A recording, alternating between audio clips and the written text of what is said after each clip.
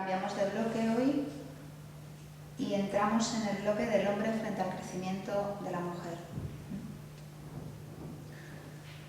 Vamos a dar dos clases.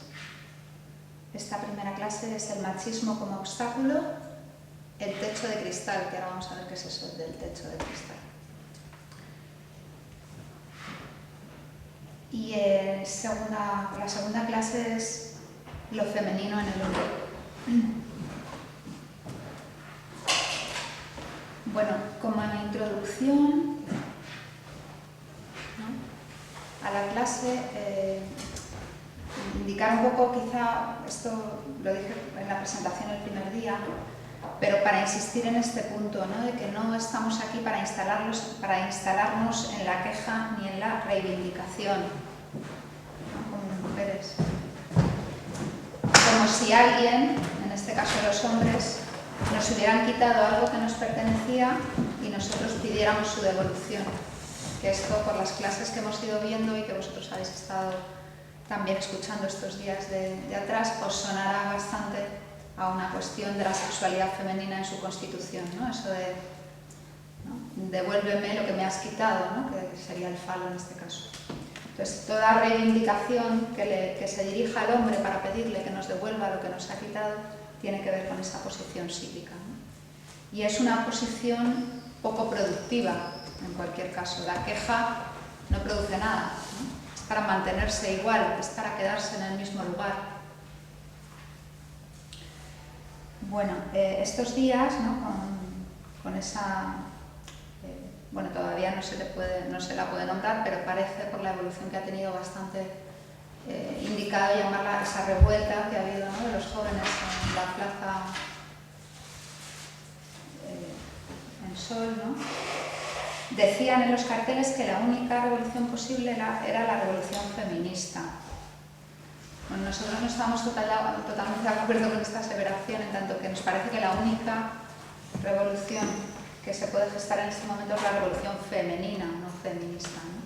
Esto, hay unas pequeñas diferencias entre una cosa y otra que las vamos a ver también a lo largo de la clase, ¿no? Antes de seguir, también voy a decir que durante todo el curso nos vamos a... Bueno, ya ayer, ¿no?, la doctora Rojas recurrió bastante a la poesía, ¿no? Freud lo hizo en toda su obra, fundamentalmente a Goethe, a Schiller, la poesía filosófica de la época. Decíamos que la poesía tiene la característica de anticipar la realidad. Es decir, lo que la ciencia después formula como concepto, la poesía lo anuncia.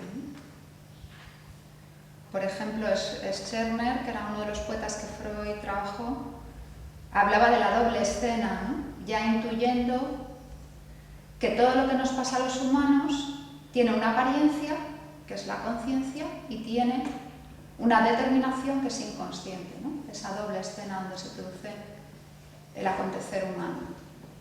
Entonces, Octavio Paz, en el 1990, cuando le otorgan el premio Nobel, él dice que la poesía es la historia, la verdadera historia del hombre, ¿no? La poesía no son versitos, ¿no? En ese sentido tomamos la poesía como instrumento de conocimiento. Saint-John Perse también, el poeta francés Saint-John Perse, en su discurso de aceptación del Nobel, hacía hincapié en esta cuestión de la poesía como instrumento de conocimiento. Y podemos decir que si hay una poesía que incluye una de las producciones históricas, científicas más importantes del siglo XX, es la poesía Grupo Cero, puesto que incluye el psicoanálisis, ¿no? Es una articulación, de hecho, el Grupo Cero funda el campo poesía y psicoanálisis. Se hace un congreso, la primera internacional, hace muchos años, ¿no?, antes de fundar la escuela en España, cuando la escuela estaba en Buenos Aires, la primera fundación. Bueno, entonces, además, ¿no?, hay una anécdota que cuenta el director de la escuela, Miguel Óscar Menasa, que él estaba en uno de los primeros grupos psicoanalíticos a los que acudió, donde iba como paciente. Él saca un paquete de tabaco negro y le ofrece solo a los hombres, ¿no? Había varias mujeres en el grupo, le ofrece solo a los hombres. Entonces el psicoanalista, que no se iba a perder la oportunidad de interpretar ese gesto, ¿no?, le dice, cosa de hombres, ¿no? Como lo que estaban hablando, si lo que estaban hablando era solamente cosa de hombres, ¿no? Entonces él ahí se dio cuenta de que había tratado a sus compañeras como si fueran mujeres en vez de como si fueran compañeras de grupo, ¿no? Esto es importante, las funciones no tienen sexo, ¿no? Las funciones no se hacen con los genitales, no las hace un hombre o una mujer, las hace un profesor, una profesora, un médico, una médica, ¿no? No lo hacen con el sexo, lo hacen con la función, ¿no? Entonces, a partir de ahí, ¿no?, leído desde aquí, desde ahora, el doctor Menasa dedicó los próximos 50 años de su vida al estudio de la mujer. Eso que le habían interpretado que él había excluido, ¿no? Él no aceptó la interpretación, ¿no? Y durante estos 50 años ha desplegado su pensamiento sobre la mujer en varios textos. Hay un libro muy significativo que es La mujer y yo, ¿no? Pero aquí en Freud y Lacan hablados dos, por ejemplo, este libro, hay un trabajo que se llama La familia como estructura sexual, que es interesantísimo para el tema que nos ocupa hoy también, ¿no? Que es que la mujer, como madre, en su función madre, es transmisora de la ideología establecida. Y si no hace otra cosa, ¿no?, si no hace un trabajo para tener otro pensamiento, además del pensamiento, digamos, establecido, o la ideología establecida de los estados, tendrá ese pensamiento y transmitirá ese pensamiento.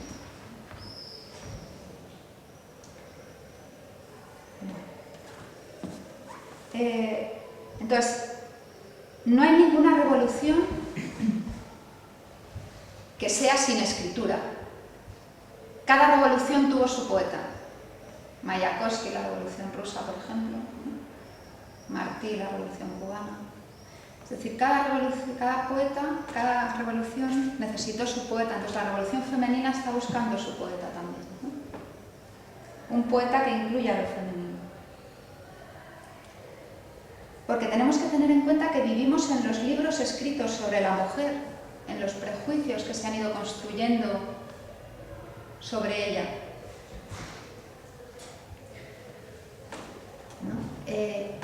Vamos un poquito más concretamente al tema, ¿no?, que nos ocupa hoy, el machismo como obstáculo y el techo de cristal. El techo de cristal es un concepto que se utiliza para decir que, a pesar de que hay muchas profesiones que se han feminizado, que se utiliza ese término, ¿no?, es decir, que el número de mujeres que se dedican a esa profesión o que se forman en ese ámbito ha aumentado considerablemente. Por ejemplo, en medicina, un 80% de las alumnas son mujeres. En psicología está muy cercano también la cifra, ¿no? Un 60-70%. Es decir, el porcentaje de mujeres en formación en ciertas áreas es mucho mayor que el porcentaje de hombres. Sin embargo, si nos vamos a los cargos altos, por ejemplo, dentro de la medicina, gerencias de hospital, ministerios de salud, directoras de laboratorio, catedráticas, ¿no?, puestos de responsabilidad y de alta responsabilidad, el número de mujeres cae dramáticamente con respecto al número de hombres. Y eso es lo que llamamos techo de cristal, es ese supuesto obstáculo que está ahí impidiendo que la mujer ascienda, ¿no? Y generalmente se quiere dar una explicación sociológica, podríamos decir, ¿no? Y se dice que son los prejuicios que el hombre tiene, que este mundo es un mundo construido por hombres para hombres. Bueno, eso en cierta forma tiene su viso de verdad, ¿no? La mujer tiene que poder aportar su visión del mundo, ¿no? Eso sería la revolución femenina, por decirlo de alguna manera.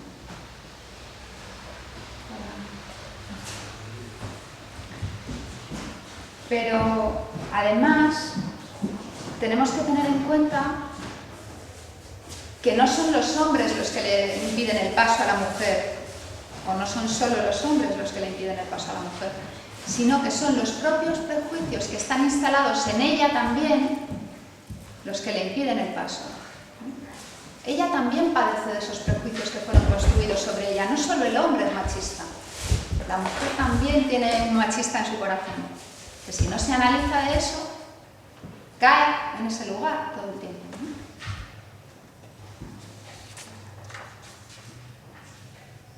Entonces, podemos decir que es un problema de los hombres, ¿no? Pero eso vuelve a ponernos en el lugar de la queja y en el lugar de la improductividad. Entonces, he traído un fragmento de un poema de La mujer y yo, de este libro de Menasa que decimos, que se ve muy bien esta cuestión, ¿no? Dice, ella le dice, ¿no? Es un diálogo entre ella y él. Ella y él son dos hombres contemporáneos, dos mujeres, ¿no? Un hombre y una mujer contemporáneos, dos hombres en el sentido de humanos, ¿no? Entonces están conversando y ella le dice, a ver, mi amor, ¿no? Me dijo ella al borde del enfado, un verso llano, posible, cerca de la tierra, sobre el que se pueda caminar sin sobresaltos. Un verso que nos diga la verdad de la vida, que nos hable con claridad del dolor, de la pequeña esclavitud de las mujeres. Un verso, querido, que haga la guerra y que lave los platos por nosotras. A ver, querido, un verso que me libere de ti. Quiero verte decir, sereno, en algún verso, que tu amor podrá sostener mi libertad. Abre la celda donde me custodias. Libérate en un verso, vuela fuera de ti. Dice, mirad, mujeres, mi hombre se arrodilla al paso inquietante de la bella.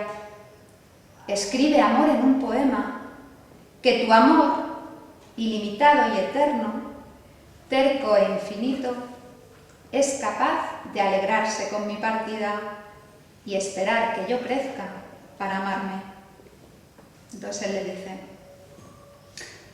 amo su libertad, amada señora, y más que eso, la pienso todo el día en libertad. Este es el poeta que decíamos, ¿no?